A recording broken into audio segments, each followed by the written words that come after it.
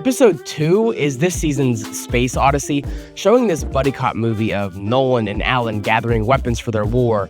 Nolan makes it very clear he's helping his friend Alan gather weapons, not fighting their war against his people. But Nolan already knows he's fighting this war. He's just merely sitting here in denial. Nolan was super on board with helping Alan, even just last season, even looking back on the bad memories at the start of this episode. But he was born being told that the great betrayer was the worst being to ever be born. He was literally teaching children at the top of this episode the same thing. And despite all of his growth, the realization of who Thetis is, it sets him back. The vile part of him bubbles and flares up, and it makes him feel the need to dissociate himself from Thetis, to not be the same person he has spent thousands of years hating. Even if he knows he agrees with the cause, the idea of betrayal like Thetis did is so appalling to the core of his conditioning, he immediately decides not to fight this battle. Like, of course, he's on their side. It's just a struggle for him to realize this. Even when Alan says he's going to help them in the end to Space Racer, and he notes that Alan is telling the truth. He doesn't fight him for that one little line in the middle. He knows it's the truth. He just needs the time. He is putting so much energy and effort into this change, it just simply cannot happen overnight. Nolan flat out talks it out with Alan and shows us exactly how he's feeling. We see the specific struggle is him overriding his beliefs that the Viltrum Empire was bettering the universe for others, with the facts that, they did far from that. He even lets himself get a little vain with Alan since he knows he has this control. He's also acutely aware that Alan knows him and knows his struggle, and Alan understands that he's not gonna kill him. After they have that whole tiff about how hard this change is for Nolan, Alan, who more than most living people in the universe, has been hurt by Nolan's people, and possibly Nolan himself. And despite this right Alan has to hate the man, he allows him patience. He gives him the time to grow and process this. I feel like even in real life, a lot of humans would not actually give the common man this grace and opportunity to change in this way and become the better person you can be. This is the moment where the Viltrumite inside of Mark is beating him, but Nolan is beating his inner Viltrumite. Think of in episode 1 where Mark just killed the guy. Sure, he felt bad, but he did it. He still had little hesitation to kill an innocent man, among other things, like telling Oliver he was right and that they should kill a little more often. But Nolan, even after Captain Cuck makes him responsible for, over covering his ears gag, that whole thing, he's enraged with the guy. His whole week of torment has been because of this one guy being a dipshit. When most of his life, he would have just killed him. He has killed people for less. And you can see Nolan's rage build and fester, and he is just so fed up and furious with the guy. But he just resorts to softly lobbing the pillow at him, which, it's soft for Viltrumite standards. He could have taken his head clean off with that thing. But in this moment of, his sickening rage, he is able to control it. Maybe it's just because he's experienced so much. He's comfortable with these feelings, and Mark hasn't yet, and is still getting a control of it. But even despite him coming from the opposite direction and coming from this vile, cruel place, he has a very strong sense of control over his own rage and actions. He can contain himself, unlike Mark. This conversation with Thetis is doing so much for Nolan. I mean, he's talking to the literal only guy who has gone through all of this and come out the other side. And what he has to say about Mark already being involved, Nolan knows this is true. Mark does deserve a chance to defend his people, and if Nolan does not act, he will only be adding another signature to Mark's death warrant. Even as Nolan leaves Thetis just enraged, he still believes him and that the new Scourge virus is only a last resort. And even with him refusing to show or admit it, he has taken Thetis' words to heart. What he said minutes ago about needing to face his past when he was asked to visit Earth, he's already starting to grasp that Thetis was right the entire time. He is making a trek back to Earth. And this might be subconscious. He might not know it, but nonetheless, he is still adding these thoughts to his own mind. And even Nolan, like, keeping his rage in control, he's more furious than he possibly has ever been in his entire life in that moment alone with Thetis. However, he understands the importance that Thetis carries for the universe, and that, and he holds his Viltrumite brain back from just killing him.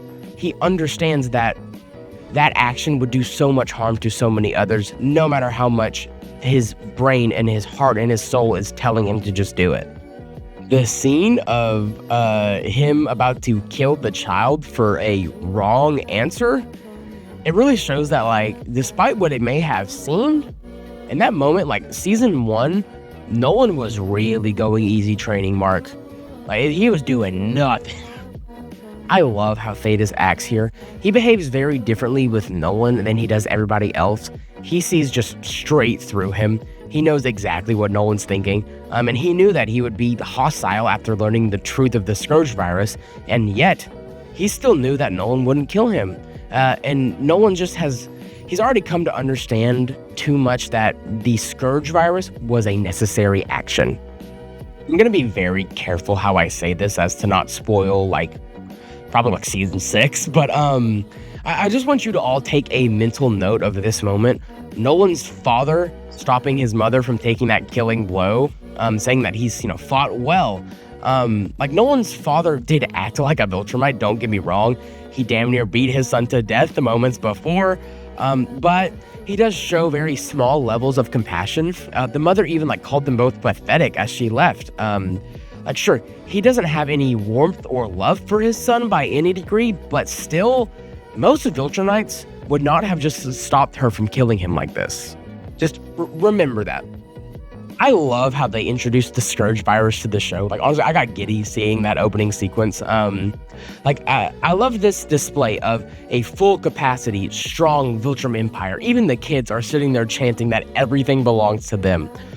Only for this strongest of them, the ones that have made it to adulthood, they just start dropping like flies. This whole episode just compounds this Viltrumite mentality. We got plenty of that with Conquest, but seeing now how many of them are just as devoted and cruel as Conquest was, it doubles down and just expresses further what kind of things Nolan will have to be unlearning this season. And it's also super important to see some of that in an episode where Nolan is doing more growth than ever.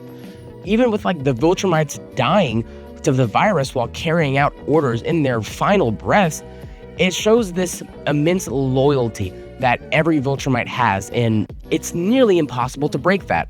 And this season is just simply asking Nolan to do the impossible. Episode 3 is all about the relationship between Cecil and Mark. Before now, it was a disdain from Mark and a lack of trust from Cecil dividing them. But now it's more like respect, but with a bitter aftertaste. It's not like this rivalry as it felt before. They honestly see eye to eye on a lot of actions. But Cecil understands the value of Mark's humanity, and while mainly he's focused on keeping the people safe, he's genuinely worried for Mark too, and he wants what's best for him.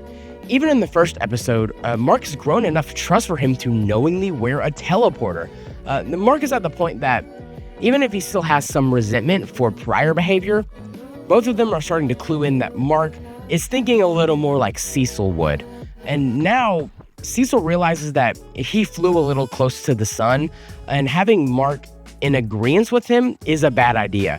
He only wants Mark to understand his angle, not to have this volatile young man with the powers of a god make the same tough calls that he has to. Oliver, while having his shortcomings, is really starting to come around to genuine compassion. I mean, he was moved by Titan's daughter running to him in fear. Even if he played it off overzealous after, he genuinely felt bad for the girl and he wanted to help her. Then all of Oliver's development is coming to a head when he, the child in training, has to talk down Mark from killing Titan. It amplifies just how much of an unjust, cruel decision Mark is making.